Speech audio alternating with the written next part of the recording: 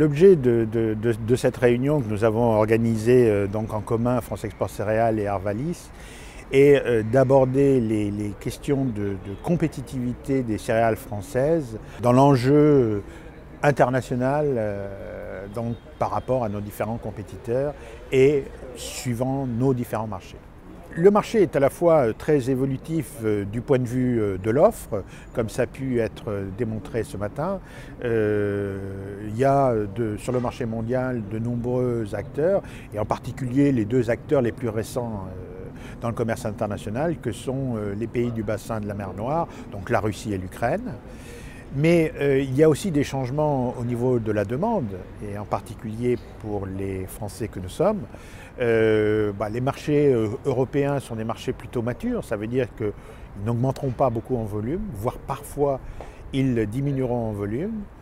Face à ça, nous avons une production nationale qui est plutôt en hausse, parce que de toute manière, si elle n'augmente pas, notre compétitivité, qui est quand même basée pour une bonne part sur notre productivité, sera remise en cause. Donc nous sommes confrontés à d'une part une production qui est tendanciellement en hausse, des marchés traditionnels qui sont stagnants, voire en légère hausse, et donc il nous faut aller explorer de nouveaux marchés. En blé, nous exportons quasiment 50%, voire plus de 50% de notre blé meunier.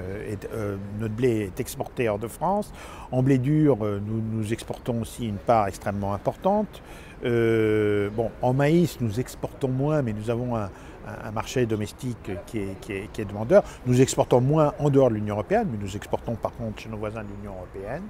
Donc, nous sommes dans l'ensemble très dépendants des exportations vers l'Union européenne, nos voisins de l'Union européenne, ou vers en dehors de l'Union européenne, dont on pourrait appeler la grande exportation ou l'exportation vers les pays tiers. La production française a toujours su, la filière française des céréales, je vais prendre l'exemple du blé, a toujours su s'adapter.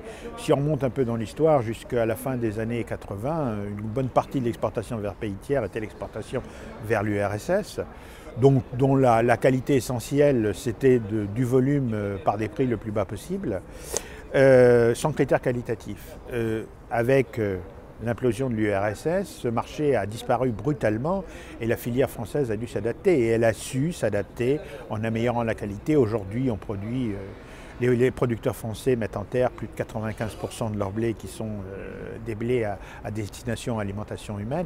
Donc, les outils existent, les organismes stockeurs ont su mettre en place des dispositifs pour alloter, pour améliorer la teneur en protéines. Les instituts techniques nous ont accompagnés à Arvalis sur la conduite de la fertilisation azotée pour mieux maîtriser les teneurs en protéines. Les sélectionneurs ont amélioré l'offre en termes de variétés. Il nous faut continuer à le faire parce que nos marchés évoluent en permanence et aujourd'hui les nouveaux marchés sur lesquels nous devons aller sont plus exigeants en termes de qualité, ou je dirais peut-être différemment, des exigences qualitatives différentes des qualités actuelles.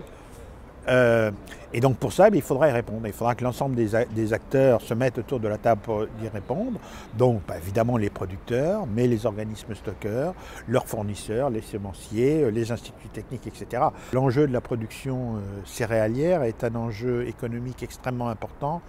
On rappelait ce matin 5 milliards d'exportations de céréales tous les ans dans la balance commerciale, ce n'est pas négligeable. Or, aujourd'hui, un certain nombre de décisions sont prises au nom de la défense de notre environnement, ce qui est parfaitement compréhensible, mais en sachant parfois que ces décisions n'ont pas été prises en mesurant très bien les conséquences que ça pourrait avoir sur la qualité des productions, sur la compétitivité des productions.